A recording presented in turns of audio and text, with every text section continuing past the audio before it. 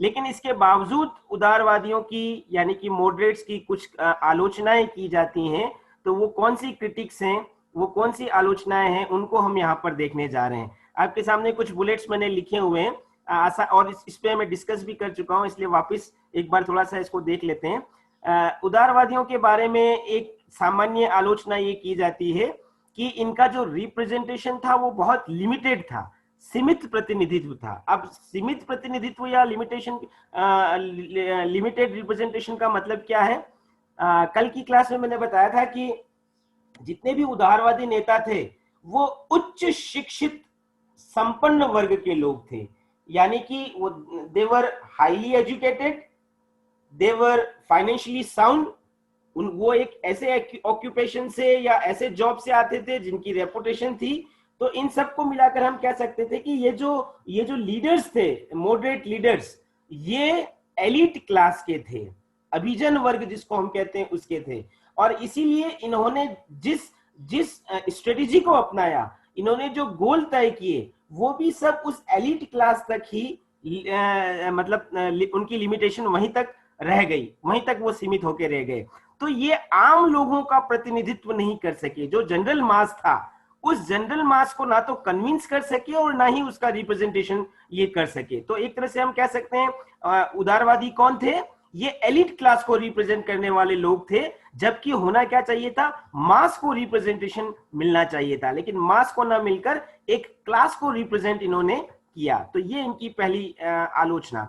दूसरी बात, उदारवादियों ने जो टूल्स अपनाए, उन्होंने, आपको पता है, उन्होंने अपना एक गोल फिक्स किया था, अभी हम उसकी भी बात करेंगे। वो डोमिनियन स्टेट्स को एस्टेब्लिश करना चाहते थे, जिसको हम कहते हैं औपनिवेशिक स्वराज्य। और साथ ही साथ वो ग्रेजुअल रिफॉर्म्स में बिलीव करते थे, यानी कि जो भी परिवर्तन आएगा, जो भी चेंजेस आएंगे, वो ग्रेजुअली आएंगे, एकदम से नहीं आएगा। तो इस चेंज को लाने के लिए उन्होंने जो टूल्स अपनाए, कल हम लोगों ने देखे थे कि उन्होंने मेमोरेंडम की बात की, उन्होंने रिक्वेस्ट लेटर की बात की, उन्होंने अपने जो भी मीडिया था उसमें अपने आर्टिकल से पब्लिक ओपिनियन को इफेक्ट करने की कोशिश की। तो उनके जो टूल्स थे, एक तरह से हम लोग कहते हैं वो बड़े हम्बल टूल्स थे, जिसको आप लोगों को मैंने कल कहा था, वो अनुनय और विनय की भाषा थी। यानी कि जैसे जैसे बेगर्स होते हैं ना, हम लोग देखेंगे कि जो एक्सट्रीमिस्ट थे, जो 1905 के बाद आए थे, उग्रवादी, उन्होंने क्या कहा था कि उदारवादियों के जो साधन है वो भिक्षावृत्ति के साधन है। यानी कि बेगर्स या भिखारी जिस तरह से भिक्षा मांगता है, उसी तरह की बात हमारे यहाँ पर मॉडरेट्स कर रहे थे, जबकि जो हमारा जो टारगेट था वो इस प्रकार के भिक्षावृत्ति वाला टारगेट नहीं था कि हम बोलेंगे और हमें मिल जाएगा। तो उनके जो साधन थे, उन साधनों को लेकर भी क्रिटिक्स के द्वारा की गई। तीसरी बात जो हम यहाँ पर समझ सकते हैं उदारवादियों के बारे में, वो हम कह सकते हैं कि उन्होंने अंग्रेजों की मानसिकता को, जो उनका जो मनोविज्ञान था, उस मनोविज्ञान को समझने में थोड़ी सी गलती की। उदारवादियों ने, जैसे आप लोगों ने कल पढ़ा था कि उन्होंने भारत के अंदर ब्रिटिश शासन को वरदान, एक बून के रूप में देखा था। और इसके पीछे उनकी क्या सोच थी कि भारत में इन्होंने जितनी भी सुविधाएं उत्पन्न की हैं, उससे भारतीयों को लाभ मिला है। लेकिन क्रिटिक्स क्या कहते हैं? क्रिटिक्स ये कहते हैं कि ब्रिटिशों की मानसिकता भारतीयों को लाभ पहुंचाने की नहीं थी। ब्रिटिश लोग क्या चाहते थे कि कैसे वो अपने शासन को, अपने साम्राज्य के हितों को सुरक्षित रख सकें और कैसे यहाँ पर आर्थिक लाभ प्राप्त कर सकें। इसीलिए उन्होंने ट्रांसपोर्ट भी वहीं चलाया जहां पर उनको बेनिफिट मिल रहा था। उन्होंने एडमिनिस्ट्रेशन में वही रिफॉर्म किए जिससे उनको बेनिफिट मिल रहा था। उन्होंने जुडिशियल सिस्टम में उसी तरह के एक्ट और प्रोविजंस किए जिससे उनको बेनिफिट मिल रहा था। उन्होंने एजुकेशन का एक्सपांशन, जो इंग्लिश एजुकेशन उन्होंने, या मैकाले की एजुकेशन जिसको हम कहते हैं, वो जो अप्लाई की, उससे भी उनका उद्देश्य एक सस्ते बाबू या जो क्लर्क बनाना था। कहने का मतलब, क्रिटिक्स क्या कहते हैं कि अंग्रेजों की जो मानसिकता थी, उनकी साइकोलॉजी को उदारवादियों ने समझने में बहुत बड़ी कमी, मतलब उसको समझने में एक बहुत बड़ी कमी रखी। तो ये उनकी एक अगली आलोचना। फिर अगली आलोचना जो कुछ क्रिटिक्स करते हैं वो है उनके टारगेट को या उनके गोल को लेकर।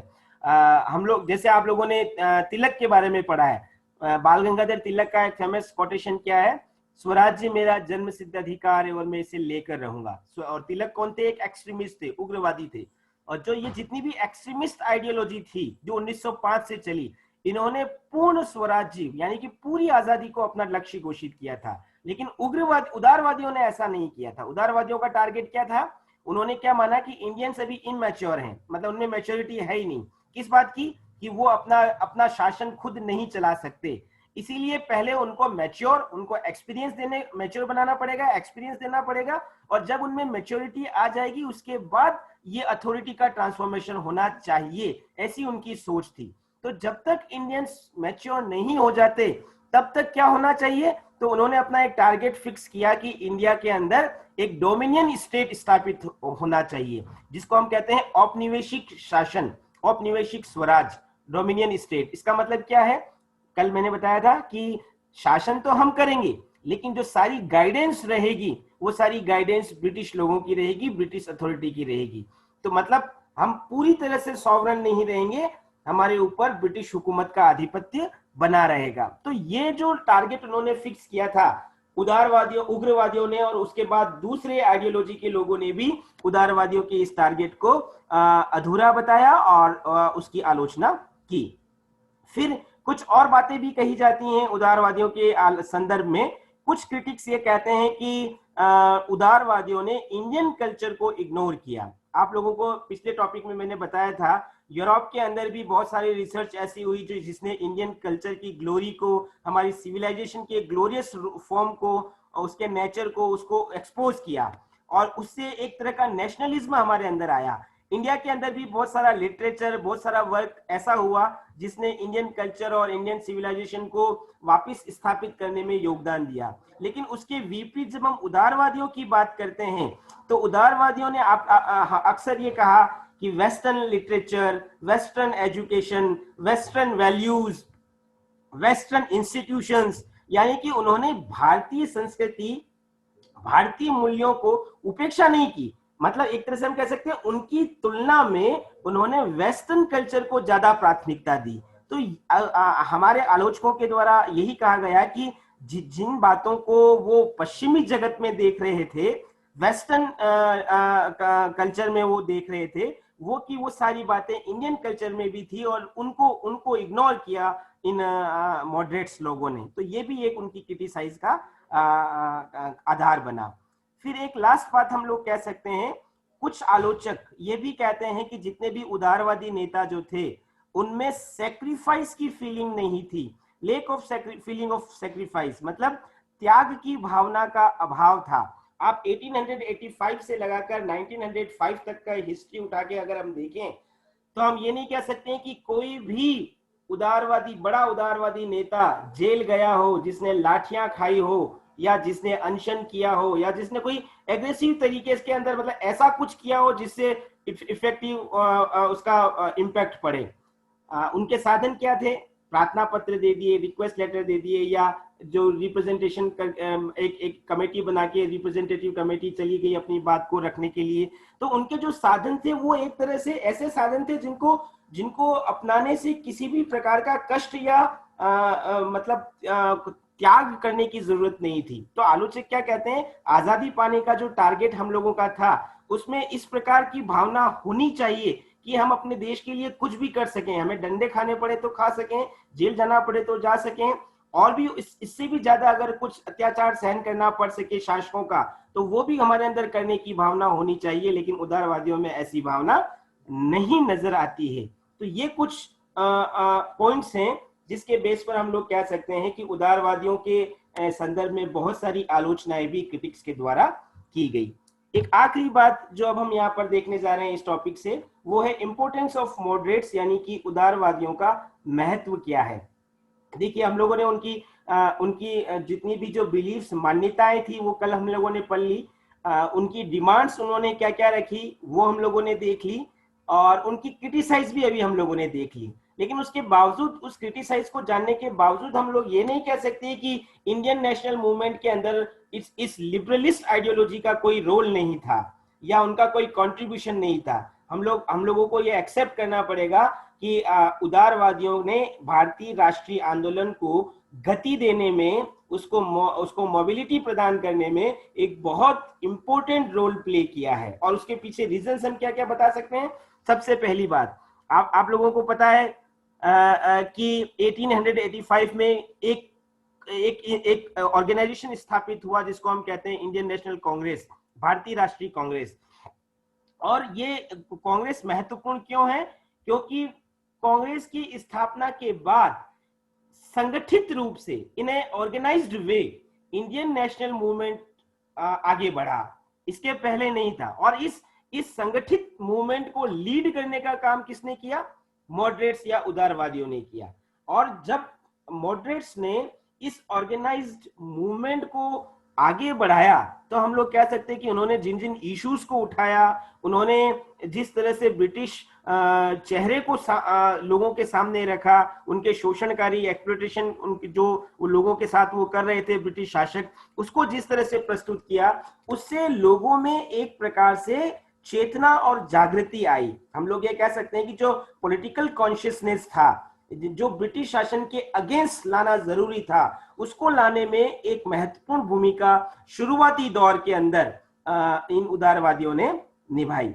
दूसरी बात हम लोग कह सकते हैं कि ये जो उदारवादी थे, आप लोगों को मैंने कल इतने नाम बताए, फिरोज शाह मेहता, सुरेंद्रनाथ बनर्जी, डब्ल्यू.सी. बनर्जी, रास बिहारी घोष, दादा भाई नौरोजी, ये किसी एक रीजन के नहीं है, ये पूरे अलग अलग रीजन, इंडिया के अलग अलग रीजन को रिप्रेजेंट करने वाले लोग थे।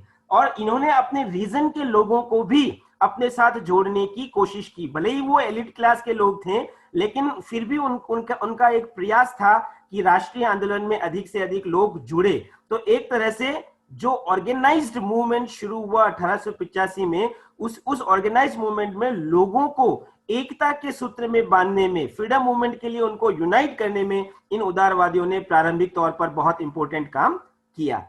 तीसरी बात, पॉलिटिकल ट्रेनिंग जो थी वो इन उदारवादियों के द्वारा भारतीयों को प्रदान की गई। पॉलिटिकल ट्रेनिंग का मतलब क्या है कि इन उदारवादियों ने ये समय समय पे बताया कि किस प्रकार के ब्रिटिश लॉ या ब्रिटिश प्रोविजन किस तरह से भारत के लिए जो है वो नुकसानदायक हैं, कौन से एक्ट में क्या कमियां हैं, किस तरह से लेजिस्लेचर के अंदर रिप्रेजेंटेशन होना चाहिए, नॉमिनेशन के क्या फायदे हैं, अपॉइंटमेंट के क्या फायदे हैं, इलेक्शन के क्या फायदे हैं। इस तरह का एक कैंपेन उन्होंने इंडियंस के बीच में चलाया। तो हम लोग कह सकते हैं कि जो पॉलिटिकल ट्रेनिंग मिलनी चाहिए थी, वो पॉलिटिकल ट्रेनिंग इंडियंस को इनिशियली देने का काम उदारवादियों के द्वारा किया गया। फिर एक अगला पॉइंट हम लोग उनका कंट्रीब्यूशन बता सकते हैं कि ये जितने भी मॉडरेट्स थे, इन्होंने कॉन्स्टिट्यूशनल मीन्स को अपनाया, जिसको हम लोग कहते हैं संवैधानिक साधन। मैं बताता आया हूं कि उन्होंने प्रार्थना पत्र, लेटर्स, प्रतिनिधि मंडल, मेमोरेंडम या इसी प्रकार के जो साधन थे, उन्हीं साधनों के माध्यम से अंग्रेजों को प्रभावित करने की बात सोची। अब हालांकि भले ही इन साधनों की आलोचना क्रिटिक्स के द्वारा की गई हो, लेकिन इन साधनों के बारे इनकी भी अपनी एक इंपॉर्टेंस है। और वो इंपॉर्टेंस क्या कि उस समय की जो कंडीशंस थी, उस कंडीशंस में यही साधन अपनाए जा सकते हैं। जैसे हम लोग बताते हैं कि 1857 के बाद भारत के अंदर नेशनलिज्म या राष्ट्रवाद की लहर तो आई, लेकिन भारतीयों में एक संगठित होने का भाव नहीं था, है ना, इतना उग्र रूप से। जैसा कि 1915, 20, 25, 30, 35 तक आते आते भारतीयों के अंदर राष्ट्रवाद जितना ज्यादा जोर पकड़ने लगा, जितने ज्यादा भारतीयों का पार्टिसिपेशन नेशनल मूवमेंट में हुआ, उतना 1885 के लगभग नहीं था। तब ऐसी कंडीशन में क्या रहा, ऐसी कंडीशन में कैसे अंग्रेजों का सामना किया जाए, तो यही उचित था कि उस समय ऐसे साधन अपनाए जाए जिससे ब्रिटिश लोगों तक अपनी बात भी पहुंच जाए, और अगर वो हमारी बात से नाराज ना हो तो हमारे आंदोलन को कोई ज्यादा नुकसान भी ना पहुंचे। ऐसी स्थिति में कॉन्स्टिट्यूशनल मीन्स को अपनाना ही ज्यादा उचित था। तो एक तो ये उसकी इंपॉर्टेंस रही कि उन्होंने आंदोलन को प्रभावित नहीं होने दिया अपने साधनों के माध्यम से। और दूसरी बात, जब उदारवादियों ने इस प्रकार के कॉन्स्टिट्यूशनल टूल्स को अपनाया तो उससे उनको एक प्रकार की सिंपैथी भी मिलती रही। सिंपैथी कैसे कि नहीं, जो जो वेस्टर्न बाहर के जो स्कॉलर्स थे, जो पॉलिटिशियंस थे, जो ब्रिटेन में या दूसरे वेस्टर्न कंट्रीज में थे, उनको लगी कि नहीं, भारत के मॉडरेट्स जो है वो सही डिमांड उठा रहे हैं और उस डिमांड को लेकर उनका जो रवैया है वो भी सही है। तो भारत के बाहर से भी उनको मॉडरेट्स लोगों का सपोर्ट, सिंपैथी मिली, और यहां तक कि जो भारत में ब्रिटिश शासक थे उन लोगों ने भी इन उदारवादियों को समर्थन दिया, क्योंकि उनको लगा कि ये उदारवादी हमारे लिए बैरियर या हर्डल्स उत्पन्न नहीं कर रहे हैं, बल्कि ये केवल अपनी मांगे रख रहे हैं और इन मांगों से हमको कोई ज्यादा खतरा नहीं है। इसीलिए उन्होंने उनके अगेंस्ट उतना ज्यादा टॉर्चर का, जो उनकी टॉर्चर की जो पॉलिसी थी उसको नहीं अपनाया, और उनको समय समय पर रिप्रेजेंटेशन भी दिया, गवर्नमेंट सर्विसेज में अपॉइंट भी किया, समय समय पर कुछ उपाधियां भी प्रदान की। तो ये सब एक प्रकार का सपोर्ट जो था वो इन उदारवादियों को मिलता रहा। फिर एक अगली बात हम लोग कह सकते हैं कि उदारवादियों का एक कंट्रीब्यूशन ये भी था कि उन्होंने जिस तरह की डिमांड्स रखी, उन डिमांड्स के बेस पर कॉन्स्टिट्यूशनल रिफॉर्म्स की एक प्रक्रिया, एक प्रोसेस स्टार्ट हुआ। हम लोग कह सकते हैं कि 1892 के अंदर भारत परिषद अधिनियम पारित हुआ, उसके बाद 96 में आया, उसके बाद 1909, 1919, 1935 एक कॉन्स्टिट्यूशनल रिफॉर्म का जो चेंज शुरू हुआ, उसकी पहल, उसको इनिशिएट करने का काम अगर उदारवादी नहीं करते, उदारवादी डिमांड नहीं रखते, तो शायद इफेक्टिव तरीके से ये रिफॉर्म्स इंडिया के अंदर प्रारंभ नहीं होते। तो ये उदारवादियों को एक और श्रेय जाता है कि उन्होंने संवैधानिक सुधारों को शुरुआत करने में अपना योगदान दिया। और एक आखिरी बात उदारवादियों के कंट्रीब्यूशन के बारे में बता सकते हैं कि इन्होंने समय समय पर जो ब्रिटिश शासन की नीतियां थी, जो उनके काम थे, उनको बारीकी से देखा, समझा और फिर उसको लोगों के सामने रखा। तो जो आवरण, जो एक नकाब जिसको हम कहते हैं ब्रिटिश शासन के ऊपर था कि ये तो हमारे लिए अच्छा कर रहे हैं, वो नकाब उनके ऊपर, उनके चेहरे से हटा और ब्रिटिश शासन का एक घृणित, घिनौना, शोषणकारी चेहरा आम लोगों के सामने आया। तो हम लोग कह सकते हैं कि ब्रिटिश शासन की कमियों को उजागर करने का श्रेय भी इन उदारवादियों को जाता है। तो ये यहाँ पर आपका ये टॉपिक खत्म होता है। किसी का कोई सवाल हो तो आप लोग पूछ सकते हैं। Any question? Yes sir. हाँ बोलो हर्ष।